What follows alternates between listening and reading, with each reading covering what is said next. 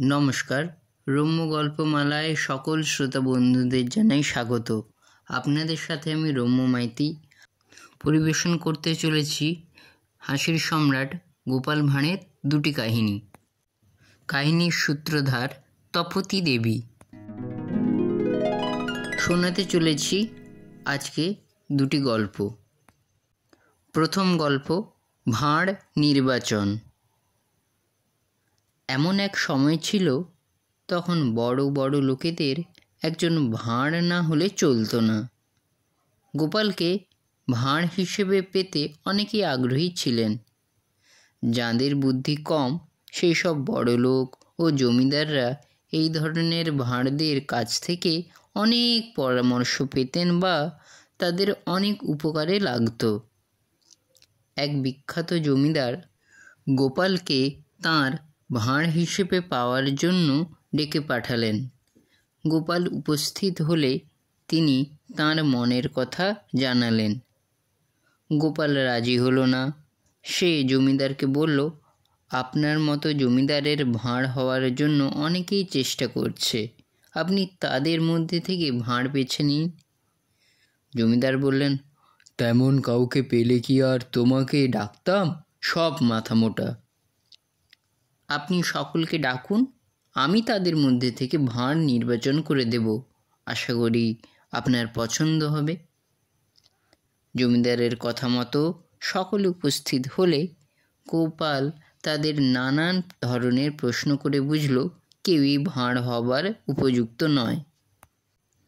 কি হে, জমিদারের মোসাহেবি করতে পারবে?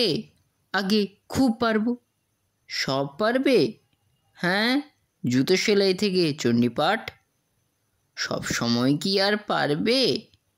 পারার আবার সময় আছে নাকি? আমার কিন্তু মন বলছে তুমি পারবে না। বেশ, পরীক্ষা করুন। হ্যাঁ, দেখলাম তোমার দ্বারা কিছু হবে না।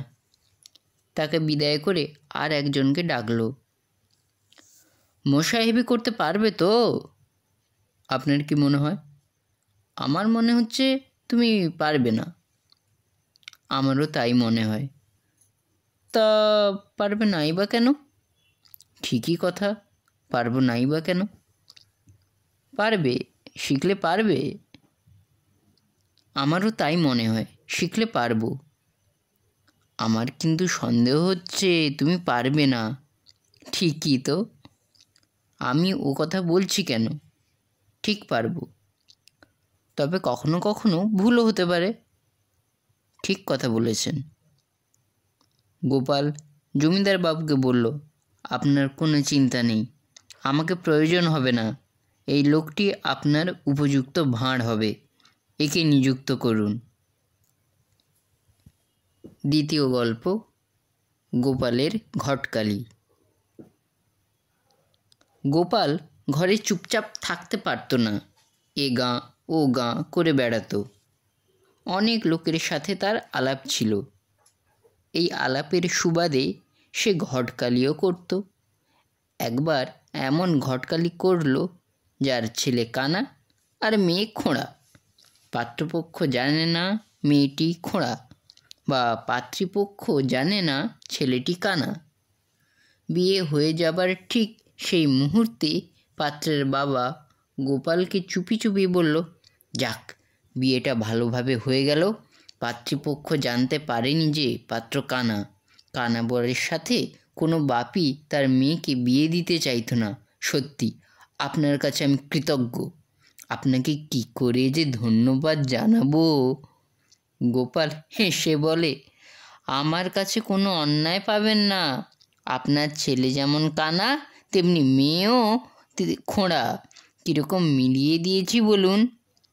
গোপালের কথা শুনে ছেলের বাপ তো মূর্ছা যাওয়ার উপক্রম। বলেন কি, পাত্রী খোঁড়া? এখন আমি সকলের কাছে মুখ দেখাবো কেমন করে?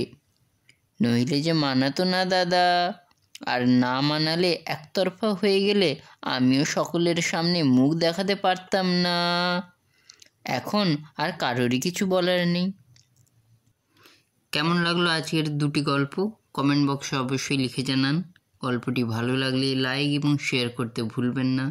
পরবর্তীকালে আরও নিত্য নতুন হাসির মজাদার বিভিন্ন ধরনের নানা স্বাদের গল্প পেতে এখনই আমার চ্যানেলটি সাবস্ক্রাইব করে আমার পাশে থাকুন।